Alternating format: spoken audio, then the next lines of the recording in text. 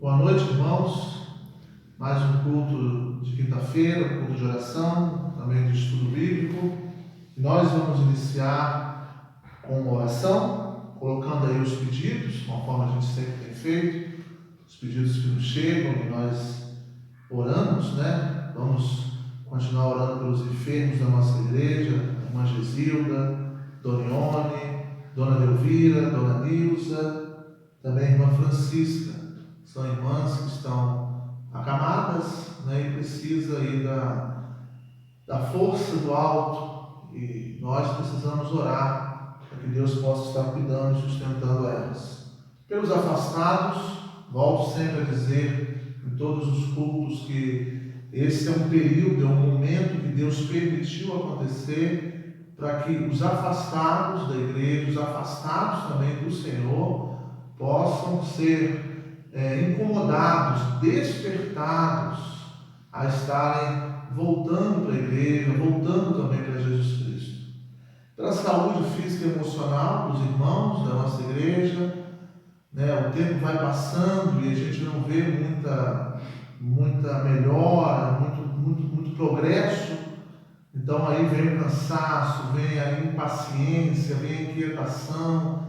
Então nós devemos estar orando, né, pela saúde física e também emocional dos nossos irmãos. E aí temos nomes que nós temos colocado aqui, chegou para nós mais alguns, e quero destacar aqui a Marli, a Eunice, o Ronaldo, o Dalvo, também temos o Paulo César dos Reis, e temos também as famílias enlutadas, a Flávia, filha da nossa irmã Beatriz, perdeu a sua vovó, ela precisa do consolo, do conforto de Deus, e também os familiares da minha tia, né, Madalena, que veio a falecer também nessa semana, pedir aí pelo Wendel e pelo Anderson, que são os filhos, e pelo meu tio Moisés, né, um casamento aí de mais de 50 anos, e ela veio a falecer, que Deus possa estar confortando ali aquela família. E também orarmos pelo Ministério da Saúde, pelos governantes, né, que Deus possa estar abençoando, e agradecer as bênçãos recebidas. Apesar de tantas lutas, mas somos gratos por tudo que Deus tem nos dado, tem nos colocado diante de nós devemos agradecer as bênçãos recebidas, né? Vamos orar então. Pai de amor, nós te agradecemos por este culto a Deus, por esta semana de oração. Te agradecemos pelas bênçãos que o Senhor tem nos dado, nós somos gratos, não somos merecedores, mas o Senhor tem nos oferecido e somos gratos a Deus por tudo que o Senhor tem nos dado. Mas também queremos te pedir, ó Deus, por aquelas famílias enlutadas, pela Flávia, pelo Lucas, pelo Murilo, conforte aqueles corações, dê a eles, ó Deus, força nesse momento, consolo, conforto. Também, ó Deus, pelo Wendel, pelo Anderson, pelo meu tio Moisés, que o Senhor também possa estar confortando, ó Deus, aquela família, dando o suporte necessário nesse momento.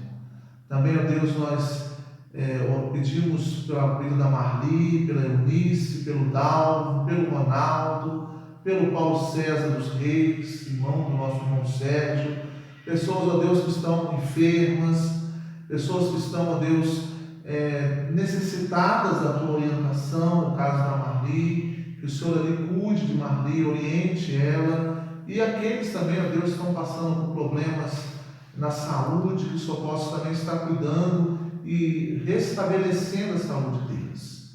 Também, ó Deus, nós te pedimos pelos governantes, pelo Ministério da Saúde, ó Deus, por aqueles que trabalham em hospitais, que o Senhor esteja cuidando deles e dando direção também aos governantes, ó Deus, que a tua graça, a tua misericórdia possa estar orientando a vida deles. Também, ó Deus, pedimos por Dona Gesilda, por Dona Delvira, por Dona Francisca, por Dona Nilza, por Dona Ione. Ó Deus, são as irmãs que estão sempre acamadas. Nós te pedimos que o Senhor possa estar restaurando a saúde delas. Também, ó Deus, esteja cuidando da nossa igreja, da saúde da nossa igreja, dos irmãos, dando a eles força, paciência, tirando deles a inquietação e dando paz no coração deles. Renove as forças, ó Deus, que seja um momento de crescimento espiritual. que seja um momento de reflexão, um momento, ó Deus, de conhecer mais a Tua palavra, um momento, ó Deus, de ser provado pelo Senhor, mas também, ó Pai, ser aprovado pelo Senhor. Então nos ajude, ó Deus, como igreja, a continuar marchando, a continuar fazendo a Tua vontade. E agora que vamos estudar um pouco a Sua palavra, que nós possamos falar unicamente pela Tua vontade. Nós fazemos esta oração em nome do Teu Filho amado Jesus. Amém, Senhor. Irmãos, nós estamos aí estudando às quintas-feiras esse livro, Teus planos, Senhor, não fazem sentido. E nós estamos aí já na metade do livro, é um livro pequeno, e tendo como base o texto de Mateus 16. Então, abra sua Bíblia em Mateus 16, versículos de 21 a 23. Desde esse tempo começou Jesus Cristo a mostrar a seus discípulos que lhe era necessário seguir para Jerusalém e sofrer muitas coisas dos anciãos, dos principais sacerdotes e dos escribas, ser morto e ressuscitar no terceiro dia. E Pedro, chamando-o à parte, começou a reprová-lo, dizendo: Tem compaixão de ti, Senhor, isso de modo algum te acontecerá. Mas Jesus, voltando-se, disse a Pedro: Arreda, Satanás, tu és para mim pedra de tropeço, porque não cogitas das coisas de Deus, e sim das dos homens. Eu quero só relembrar o que nós falamos na semana passada. E aí eu separei uma frase aqui de John MacArthur, na página 12, para quem tem o livro, diz o seguinte: o plano de Deus não está sujeito à mudança. Só pode ser crido ou rejeitado, nunca alterado. Lembra essa frase? Uma frase interessante que, quando fala dos planos de Deus, e Deus tinha o plano de morrer e ressuscitar. E parece que Pedro ali queria mudar esse plano, né? A gente conhecia, né? A gente percebe ali o amor que Pedro tinha por Jesus, mas naquele momento ali, Jesus traçou o plano, e esse plano ele não iria mudar. Então, aquele sentimentalismo de Pedro poderia, né, confundir muita gente. Mas logo ali Jesus repreendeu Pedro e disse: para trás de mim, Satanás. Você só pensa nas coisas dos homens, mas eu penso nas coisas de Deus. Então tenha um propósito e não venha com conversa, não venha tentar me sensibilizar, não venha tentar mudar os planos, porque os planos que eu fiz vão acontecer, né? Irá acontecer. Então aí John MacArthur diz: o plano de Deus não está sujeito a mudança. Aquilo que Deus traçou, traçou. Porque Deus amou o mundo de tal maneira que deu seu Filho unigênito para que todo aquele que nele crê não pereça, mas tenha vida eterna, né? Deus traçou esse plano e ele vai cumprir esse plano. Pedro queria intervir nesse plano, mas viu que realmente não deu certo, né? Então o plano de Deus só pode ser crido, ou eu creio no plano, ou eu rejeito o plano. Agora, alterar o plano não tem como. Então nós falamos muito isso na semana passada, que o plano de Deus, ele não está sujeito à mudança. Ou nós cremos no plano de Deus, ou nós rejeitamos o plano de Deus. Ou eu aceito o plano de Deus, ou eu rejeito o plano de Deus. Agora, alterar o plano de Deus, eu não tenho esse poder. Eu devo sim aproveitar as oportunidades que Deus está me dando, em meio às vezes os meus planos não serem os planos de Deus, mas eu nesse momento ser leal a Deus, ser fiel a Deus, mesmo se Ele dispuser de todas as coisas de modo diferente da minha. Então, o livro ele fala muito sobre isso, né? Se o seu plano for diferente de Deus, creia no plano dele e seja leal a ele. Seja leal a ele, né? Seja fiel a ele. Então nós vamos continuar aí na página 12 com o seguinte subtema: sua definição de amor e a definição de Deus podem ser diferentes. Mostre sua lealdade usando a definição de Deus e não a sua. Pedro acreditava que o maior ato de amor que poderia demonstrar seria proteger Jesus de qualquer mal. Jesus sabia e o Pai sabia que o maior ato de amor a ser praticado seria a morte de Jesus. Então, quando Pedro chama, no verso 22, chama Jesus à parte, e na linguagem atualizada diz reprová-lo, começou a reprová-lo, ou seja, começou a dizer, não faça isso, Jesus. O Senhor é o nosso protetor, é o nosso guerreiro. E o povo de Israel esperava esse guerreiro. E Pedro via em Jesus isso, um super-homem, um guerreiro. E começou então a reprová-lo. Se eu morrer, não faça isso. Mas só que Deus, através de Jesus Cristo, tinha um plano muito maior do que o de Pedro. Por isso que muitas das vezes a nossa definição de amor não é a definição de Deus. Tá? Elas podem ser diferentes. Às vezes é algo que você acha que é bom, que você acha que é certo, mas Deus já sabe lá na frente que aquilo que você achou hoje não vai ser bom para você. Mas eu pedi uma coisa tão boa. Sim, aparentemente é uma coisa muito boa. Só que Deus, eu falei na semana passada, Deus vê lá na frente, né? Lá depois da curva, Deus já enxerga, Deus já sabe o que vai acontecer. Então, a nossa definição de amor, de justiça, muitas das vezes, ela é diferente da de Deus. E a de Deus é a melhor e vai prevalecer. Como diz lá a frase de John MacArthur, eu creio e não rejeito. Alterar não tem como. Então, mostre-se leal ao amor de Deus, ao plano de Deus, à definição de Deus. Agora, como mostrar leal, às vezes, ao plano de Deus em meio a uma perda? Né? Deus nos dá força. Né? Deus nos dá força. Deus deu força a Jó, Deus deu força a Absalão. Deus deu força a Davi na perda de Absalão. Então, sejamos leais a Ele, independente se o plano dele foi diferente do nosso.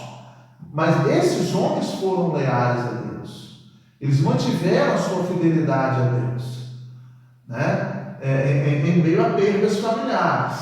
Então eu preciso, se eu não tenho isso, eu preciso criar isso. Que Deus crie em mim. Agora, se eu tinha e agora não tenho mais, eu preciso resgatar isso.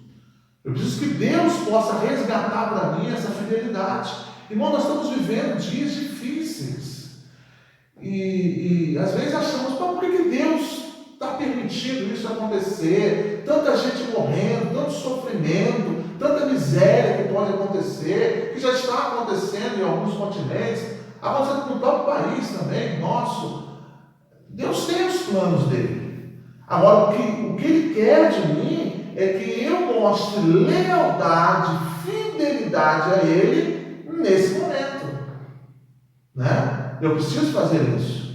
Já que o plano dele ele foi diferente do meu, eu não vou rejeitar o plano de Deus. Eu vou crer em Deus no seu plano. Eu também não posso alterar o plano de Deus. O que eu posso é pedir a Deus que me dê força para eu ser leal a Ele em meio a essa dificuldade, em meio ao plano de Deus, que eu seja leal a Jesus Cristo. Nossa cultura tem agido como se amor significasse embrulhar nossos amados em um casulo e nunca deixá-los experimentar mal nenhum. Nossa cultura sempre comunica que a falta de amor permitir que os indivíduos experimentem as consequências de suas decisões e ações. Às vezes agimos como se fosse pecaminoso sofrer. E piedosamente demonstramos isso, dizendo: Deus não ia querer que ninguém suportasse isso. O sofrimento é bíblico. O próprio Jesus sofreu. Né? Sofreu muito. Os apóstolos sofreram. Ele mesmo disse que muitas são as aflições que nós passamos, mas tende bom ânimo, porque ele venceu o mundo. Ele mesmo fala: no mundo vocês terão aflições. Então, às vezes, a gente acha que o amor de Deus é uma vida sem sofrimento. E pelo contrário, Pedro diz que os que piamente querem seguir a Jesus vão passar por aflições ou perseguições. no caso lá, né, que nós estamos estudando Pedro, né, aos domingos à noite, no caso lá era perseguição, porque havia, né, o imperador Nero que perseguia e matava os crentes. E ele diz, olha, se vocês querem seguir a Cristo, vocês vão passar por perseguições. E se hoje nós queremos seguir a Cristo, também vamos passar por aflições. Mas vamos passar ao lado dele. Vamos passar com a força que ele nos dá. Vamos passar com a proteção, com a direção e a orientação do Espírito Santo de Deus. Né? A definição de amor de Jesus é bem diferente da definição de amor que é pregada no mundo. A definição de amor é uma família reunida, com muito dinheiro, né? Com a mesa farta. E já de Jesus são lutas, renúncias, né? Você evitar os desejos da carne. Então é uma luta interna muito grande. E eu prefiro muito mais seguir a Cristo, né? E ter uma vida às vezes difícil aqui nessa terra, mas alcançar a glória celestial, onde lá nunca mais haverá choro nem dor, do que às vezes ter uma mesa muito farta aqui, ter uma vida muito regada de muitos prazeres e ir para o inferno. A definição de amor aqui nessa terra é essa. Mas a definição que Jesus dá de amor, exatamente é essa, de você passar pelas lutas, pelas dificuldades, pelo vale da sombra da morte, né? Mas não temer mal algum e saber que Cristo está conosco, nos sustentando. Assim, quando nosso filho esquece repetidamente sua tarefa de história, nós corremos à escola para evitar que ele não receba um zero e seja impedido de se candidatar para um time de basquete. Quando nosso genro leva a família à beira da falência, nós pagamos sua dívida para que a nossa filha e netos não sofram. Quando ficamos sabendo que um feto possui defeito físico, permitimos o aborto. Frequentemente, nossa definição de amor difere da de Deus. Por quê? Porque a gente sempre quer correr para evitar um estrago maior, né? Ou a gente não quer sofrer. Mas olha o que ele diz: de acordo com a nossa definição, ninguém deveria sofrer. Agora, abra lá em Salmo 119, o verso 71. Salmo 119, o versículo de número 71. Foi-me bom ter eu passado pela aflição, para que aprendesse os teus decretos. Então, esse texto aqui mostra para nós que uma aflição pode ser um dos propósitos permitidos por Deus para que eu possa amadurecer espiritualmente. Uma aflição Deus permite acontecer em nossa vida para que nós possamos amadurecer espiritualmente. E aí o salmista diz: foi-me bom ter sido afligido, foi-me bom passar por essa aflição, porque essa aflição me deu mais conhecimento. É muito fácil você blindar o seu filho. Mamãe, esqueci que tem prova hoje. Mas tem a segunda chamada, corre lá e faz. Ele foi irresponsável. E aí é a hora de você disciplinar o seu filho. Meu filho, você foi irresponsável, você não pode ser dessa maneira. Ele precisa sentir que ele errou, ele precisa passar muitas das vezes por alguma consequência para poder aprender a crescer. E às vezes a gente blinda muito os nossos filhos, né, para ele não suportar o sofrimento, para ele não passar por um sofrimento. E às vezes o sofrimento vai ser bom, vai lapidar ele, vai amadurecer ele, vai trazer ele mais para a família, para os pais, ele vai ser mais obediente à palavra de Deus. A aflição, olhando por esse ângulo, que é o ângulo de Cristo, enxergar a aflição com os olhos de Cristo, te leva a você compreender que você pode amadurecer por causa de uma aflição que você passou. Não sei qual. Aflição. A aflição é uma angústia, a aflição é uma perda, a aflição é algo que prejudica você, né, o seu interior. Você passa por algumas situações difíceis na vida. Aflição pode ser um desemprego, pode ser uma enfermidade, pode ser uma perda, né? Então você passa por essa situação e aí você vai enxergar o propósito que Deus tem com relação à permissão dessa aflição. Entender que a aflição ela faz parte da vida, né, do cotidiano. E hoje parece que ninguém quer sofrer, né, ninguém quer passar por isso. É claro que eu não estou pregando que você vai buscar o sofrimento, não. Mas numa vida normal, você passa por momentos difíceis. E aí a pessoa começa a bater os pés, questionar, reclamar. Mas às vezes Deus permitiu isso acontecer com você para que você pudesse aprender mais a sua palavra, pudesse se quebrantar. Às vezes é o orgulho, é a vaidade, é a soberba, é o egoísmo dentro de você. E aí Deus permite você, às vezes, ficar lá no chão para poder entender a palavra de Deus, crescer, amadurecer. Louve a Deus, porque Deus não está te levando agora, né? Mas está te dando essa oportunidade para que você cresça através de uma aflição. Então, louva a Deus nesse sentido. Em Tiago, nós somos exortados a considerar como motivo de toda alegria o passarmos por várias provações. Você abre lá em Tiago, capítulo 1, a gente não vai abrir aqui, mas você pode ir aí na sua casa, depois, mais tarde, abrir Tiago 1, e ele fala das provações, né? Que as provações ela vai gerando muitas coisas boas. Em Romanos 8, somos assegurados que todas as coisas cooperam para o bem, para nos conformar à imagem de Cristo. Nós lemos, creio que no primeiro estudo que nós fizemos do contentamento, nós lemos lá em Romanos 8, 28, todas as coisas contribuem para o bem daqueles que amam a Deus. Que coisas? Todas elas. Todas as coisas contribuem para o bem daqueles que amam a Deus. Então, situações, boas ou ruins, são circunstâncias boas ou ruins, experiências boas ou ruins, elas contribuem para o bem daqueles que amam a Deus.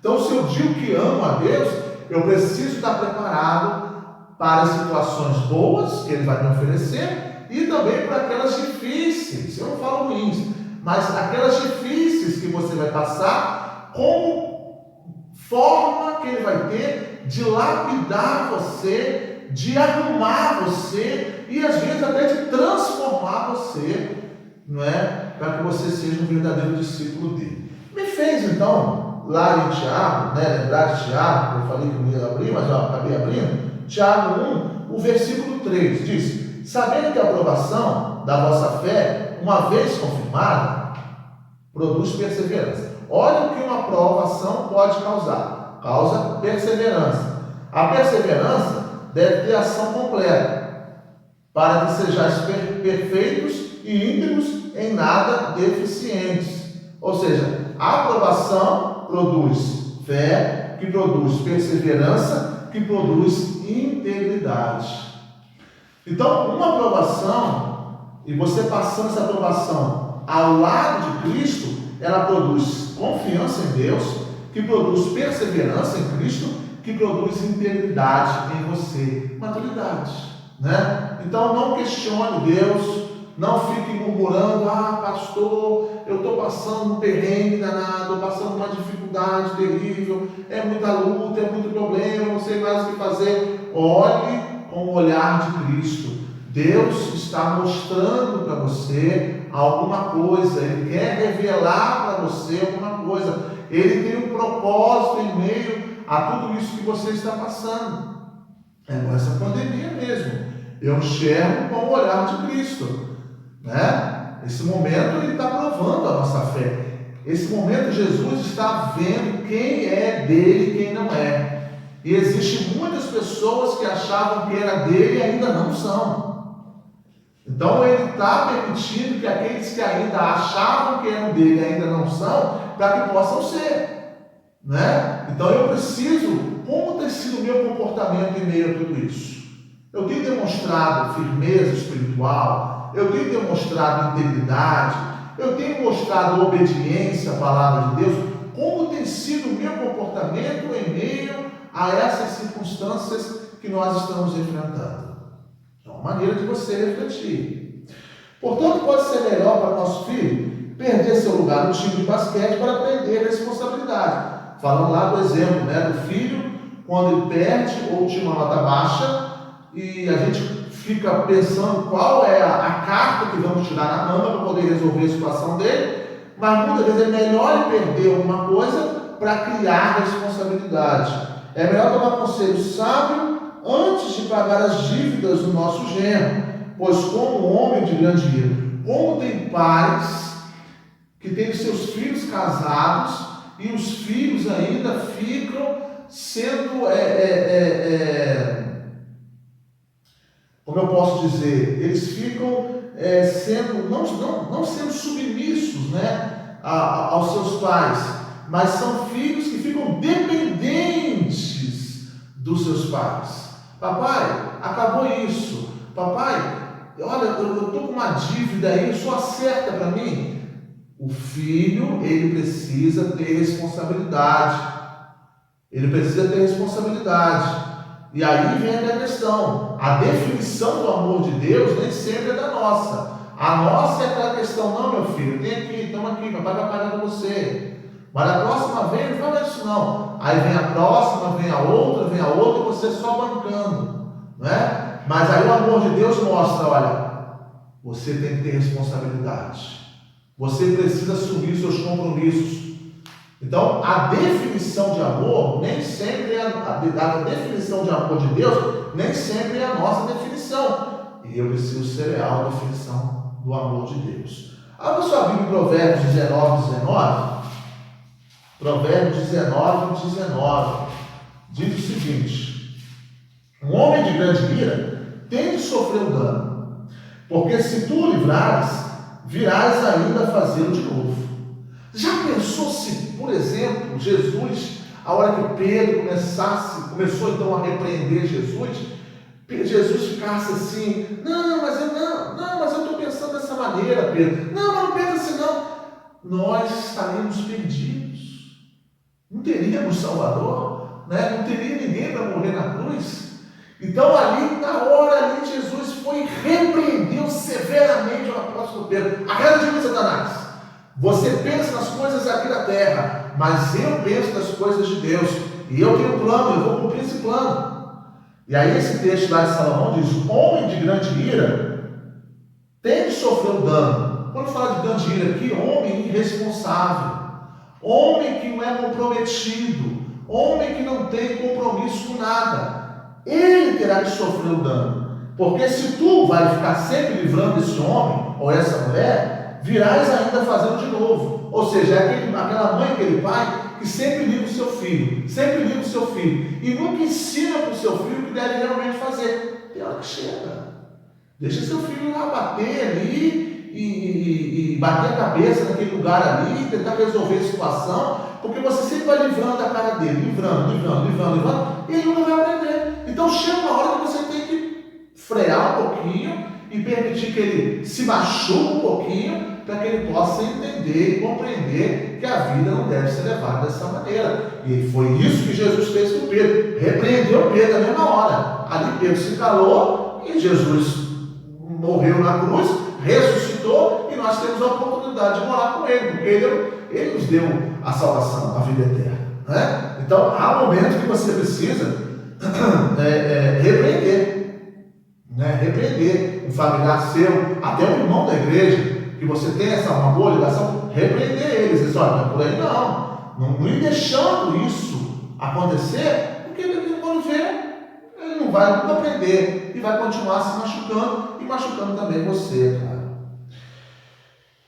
É melhor tomar conselho sábio antes de pagar as dívidas do nosso genro, pois como um homem de grande ira, se nós o livrarmos, ele pode não aprender as lições que Deus tem em mente. E antes de recorrer ao aborto, é melhor levar a família de Deus a amar e servir a família cuja criança vai nascer com defeitos físicos. Obviamente, embora nós nunca devamos defender a maldade, nem nos alegrar do sofrimento do outro, precisamos ser cuidadosos para não fazer da remoção do sofrimento nosso maior objetivo.